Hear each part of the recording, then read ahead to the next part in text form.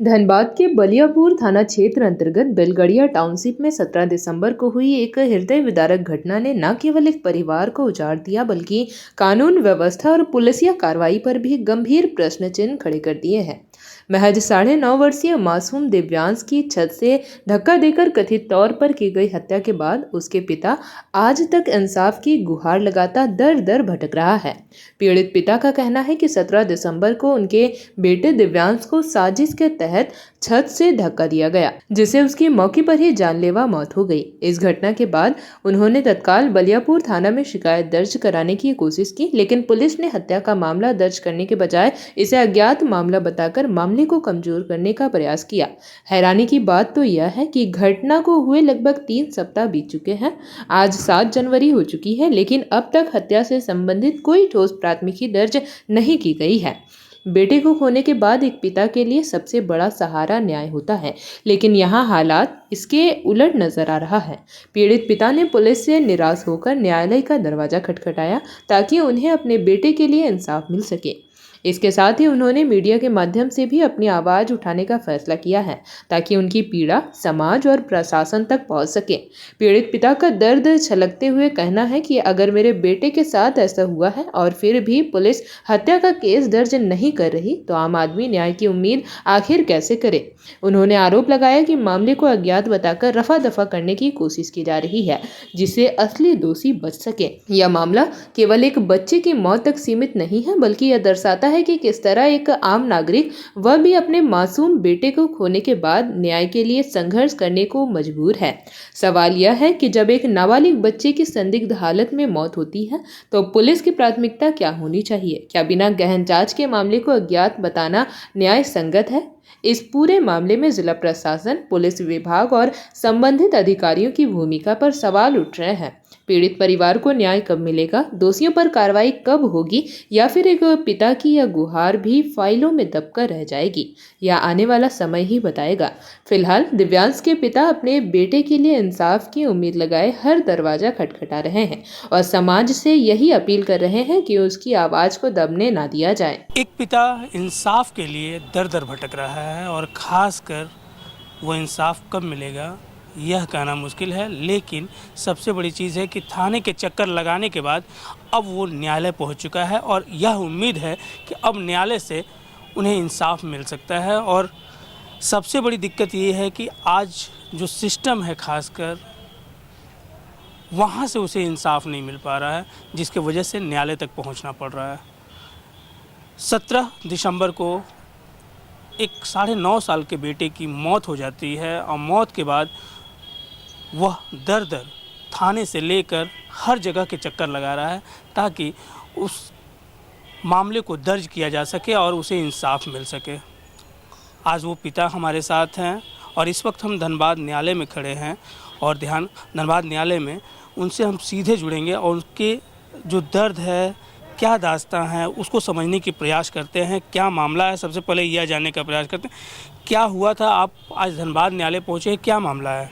मामला ये है सर कि मेरा बच्चा 9.5 साल का बच्चा जो कि पढ़ने में, लिखने में, हर चीज़ में अच्छा, ड्राइंग करने में अच्छा, मेरा बच्चे को लड़का लोग वहाँ का हमेशा ट्रैप करता था, मारता पीटता था, हमेशा ये करके उसको लेके छत पे चला गया बिल्डिंग पे, जो बिल्डिंग पे जिस पे सीढ़ी नहीं है, सिर्फ ढलाई किया हुआ है। इतना हाइट का करीब जो है ना 3-3.5 फीट का हाइट का दीवार दिया हुआ, फिर भी वहाँ तक चढ़ा दिया गया और उस चढ़ने के बाद जो है ना 15 से 20 मिनट के अंदर उसको छत्ता से ढकेल दिया गया। ये बयान हमको मेरा बेटा हमको दिया था जब हॉस्पिटल में हम लेके जा रहे थे। कौन ढकेला, कौन था?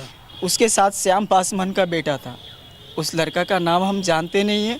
श्याम पासवान का बेटा था, दुकान है उनका दादी लोग का, उसका बाप का दुकान है, वहाँ पे राशन का दुकान है, वही का बच्चा ढकला। लेकिन उसको पूरा ट्रैपिंग करवाने वाला और सब मिल के, यानी पूनम देवी का बेटा आदि और उनका बड़ा भाई पूनम देवी, ये लोग मिल के, अब हम अपने वकील साहब से ही हम नर्मदा थाना गए थे आप? जी, जब हम तो घटना घटने के बाद तो हम हॉस्पिटल दौड़ रहे हैं, हॉस्पिटल लेके चले गए, फिर सरायढेला थाना भी गए और हर जगह यही बयान है। मेरा बेटा ये बयान दिया है कि पापा हमको धकेल दिया। अब हम एक ही चीज़ उम्मीद करते हैं कि जो थाने पहुंचे तो थाना में क्या कहा गया? थाना जब पहुँचे, थाना में मुझे ये बोला जा रहा है कि तुम्हारा बच्चा को जो है ना खेलने के कर्मक जो है ना गिर गया। लेकिन हम थाना वालों को यही बोल रहे हैं, नहीं, मेरा बेटा ये बोला है कि मुझे पापा धकेल दिया। मेरा बेटा कभी झूठ नहीं बोला। मेरा क्या बेटा, नाम हुआ आपका? मेरा नाम नारायण हुआ, नारायण साहब। चलिए, ये नारायण जी हैं और न्यायालय पहुंचे हैं। हम सीधा जो अधिवक्ता हैं उनसे हम समझने का प्रयास करते हैं। इस तरह के मामले में अक्सर देखा जाता है कि थाने की लापरवाही नज़र आती है, और अभी जैसा कि नारायण जी बता रहे हैं उसमें भी यह मामला साफ नजर है। सबसे पहले तो अभी तक आवेदन जो है वो एक्सेप्ट नहीं किया गया है, क्या कहेंगे इस पर? चूँकि ये घटना हमारे पास आज आई है, अभी मुझे इसका पता चला है और मैं देखा कि ये बहुत ही दुर्भाग्य की बात है कि हमारी पुलिस इस तरीके से काम कर रही है। मैंने आज थाने में बात किया, थाने में बात करके हमें यह पता चला कि बताते हैं थाने वाले कि यूडी केस हम इस पे वकील साहब दर्ज करेंगे, और अभी हमारे पास पीएमसीएच से कोई डॉक्यूमेंट्स नहीं आया है, तो फर्दर हम कोई कार्रवाई नहीं कर पा रहे हैं। जबकि इनके पिता साहब बता रहे हैं कि बच्चे को हॉस्पिटल ले जाने के दरमियान बच्चा इनका बताया है कि मुझे धक्का दे दिया गया है।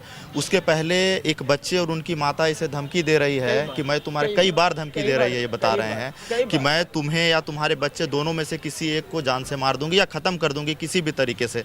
साफ दिख रहा है कि यहाँ यूडी का मामला नहीं बनता है। यूडी का मतलब अननेचुरल डेथ होता है, और यहाँ पे पुलिस अपने आप को बचाने और इस केस को बंद करने के लिए यूडी केस दर्ज करना चाहती है, जहाँ के साफ पता चल रहा है कि यहाँ पे मर्डर का एफआईआर दर्ज होना चाहिए था। अगर इस तरीके के केस में भी हमारी पुलिस इस तरीके का रवैया अपना रही है तो इनके साथ न्याय कैसे हो पाएगा? नहीं, एक चीज़ है कि जब घटना घटती है तो 24 घंटे के अंदर या 48 घंटे के अंदर जो है नियमतः जो होता है कि एक आवेदन जो है एफआईआर दर्ज की जाती है। चूँकि यूडी केस हो गया, अननेचुरल डेथ, तो यहाँ पे तो ऑलरेडी एक व्यक्ति मौजूद है जो साफ तौर पे कह रहा है कि नहीं, इसमें मेरे बेटे को धकेला गया है, एज ए मर्डर किया गया है। तो इस केस में क्या लगता है कि ऐसा नहीं है कि इनकी जो सुनवाई है एफआईआर दर्ज होना चाहिए था इनके तरफ से? बिल्कुल होना चाहिए था। ये अपनी एफआईआर को दर्ज करवाने के लिए थाना में 3 से 4 बार दौड़े हैं। 4 बार ये थाना जाने के बाद थाना इनको बताती है कि नहीं, इस पे तो यूडी, इनका कोई दस्तावेज ही नहीं लिया जा रहा है, ना तो एफआईआर लिया जा रहा है। हालांकि ऐसा कहीं पे नियम नहीं है एफआईआर दर्ज करवाने के लिए कि आपको लिखित में एफआईआर देना है। आप वर्बली, लिखित में, इलेक्ट्रॉनिक माध्यम से किसी भी तरीके से अपने एफआईआर को पंजीकृत करवा सकते हैं। और यहाँ पे साफ दिख रहा है कि ये मर्डर का केस है, इस पर लीपापोती का काम हो रहा है। अब इस पर अब क्या बात है, सेकेंड पार्टी से, अपोजिट पार्टी से क्या लिया गया, पुलिस काम क्यों नहीं कर रही है, ये तो समझ में नहीं आ रहा है। कार्रवाई करके अब यूडी का केस दिखा के, मर्डर केस को यूडी केस दिखा करके बंद करना कितनी गंभीरता वाली बात और कितनी शर्मनाक बात है। इस पे अब क्या कहा जाएगा? आगे का क्या होगा इसके लिए? आगे की कार्रवाई ये है कि अगर पुलिस एफआईआर इस पे नहीं करती है तो मैं न्यायालय के माध्यम से इस पे एक मर्डर केस एफआईआर यहाँ से न्यायालय के थ्रू करवाऊंगा और इस पे कड़ी से कड़ी कार्रवाई करवाऊंगा। क्योंकि इस तरीके का चीज़ को अगर हम लोग टॉलरेट करेंगे तो फिर आम जनता इस पे क्या ही कर सकती है। मैं इनके लिए खड़ा हूं, मैं तब तक खड़ा हूं जब तक इनके साथ इंसाफ नहीं होता। ये कुछ और बोलना चाहते हैं, कृपया इनकी बात सुनी जाए। क्या हम ये बोलना चाहते हैं कि जो है ना, हमेशा यानी कि हमको मारने पीटने की धमकी दिया जाता था हमेशा, जबकि और प्लस यानी कि मेरा जो वकील साहब जो भी है, यानी कि सारा भार दौड़ यानी कि हमको इंसाफ दिलाएंगे। अब हमारे वकील साहब दिलाएंगे, और मेरे लिए हमारा भगवान भी यही है और इंसाफ दिलाने वाला भी जो है ना यही है। हमारा बच्चा को इंसाफ जब न्याय कहीं से नहीं मिलता है तो वो न्यायालय से ज़रूर मिलता है, और यह उम्मीद सभी को है। और ख़ासकर इसीलिए न्यायालय में मामला पहुंचती है। जब सिस्टम अगर धीमा हो जाए तब फिर न्यायपालिका जो है वो उसका न्याय करती है। बहरहाल अब देखना है कि एक पिता को कब तक इंसाफ मिलता है और कब तक इनकी सुनवाई जो है वो होती है। धनबाद से जेपी भारत लाइव के लिए कन्हैया कुमार। जेपी भारत लाइव, भारत की बात जेपी के साथ। वीडियो को लाइक करें, शेयर करें और चैनल को सब्सक्राइब करें।